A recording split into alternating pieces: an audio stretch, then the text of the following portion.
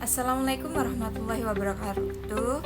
Perkenalkan, nama saya Ainun Asma dari kelas 447C25 dengan NIM 44221299. Di sini saya akan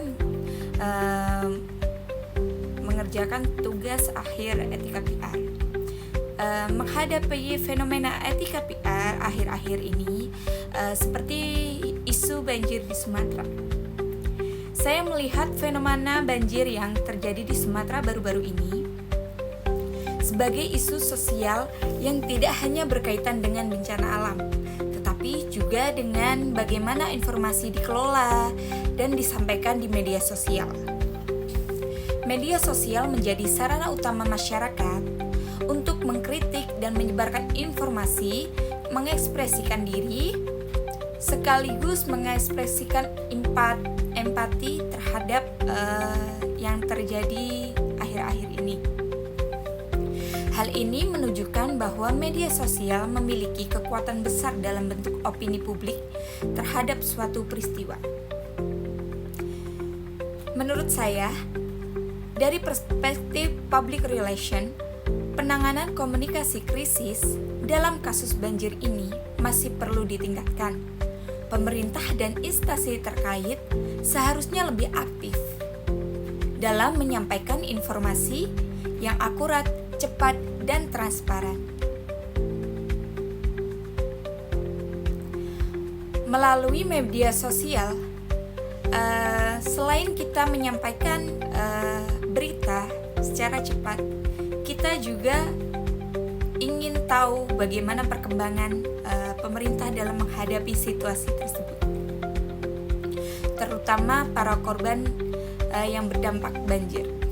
Selain itu, sebagai mahasiswa ilmu komunikasi dan bahasa, saya menilai bahwa pesan yang disampaikan sangat mempengaruhi pemahaman masyarakat. Pemilihan kata, narasi, dan framing pemberitaan di media sosial dapat membentuk persepsi publik apakah banjir dipandang sebagai kejadian alam semata atau sebagai dampak dari permasalahan lingkungan dan kebijakan. Oleh karena itu, menurut saya sangat penting mengedukasi masyarakat dalam membangun kesadaran pentingnya menjaga lingkungan serta mendorong partisipasi publik dalam upaya mencegah bencana di masa depan. Kesimpulannya, fenomena banjir yang terjadi di Sumatera yang sangat ramai dibahas di media sosial merupakan isu yang membutuhkan perhatian serius, tidak hanya dari sisi penanganan bencana, tetapi juga dari aspek komunikasi. Media sosial memiliki peran penting dalam bentuk opini publik dan menyebarkan informasi secara tepat. Saran saya, komunikasi yang disampaikan sebaiknya tidak hanya bersifat informatif, tetapi juga edukatif dan persuasif. Dengan menggunakan bahasa yang mudah dipahami dan berempati. Selain itu, perlu adanya konsistensi dalam menyampaikan informasi agar publik mendapatkan kejelasan dan kepercayaan. Masyarakat juga diharapkan dapat lebih bijak menyampaikan informasi serta berperan aktif dalam menjaga lingkungan sebagai upaya pencegahan banjir di masa depan.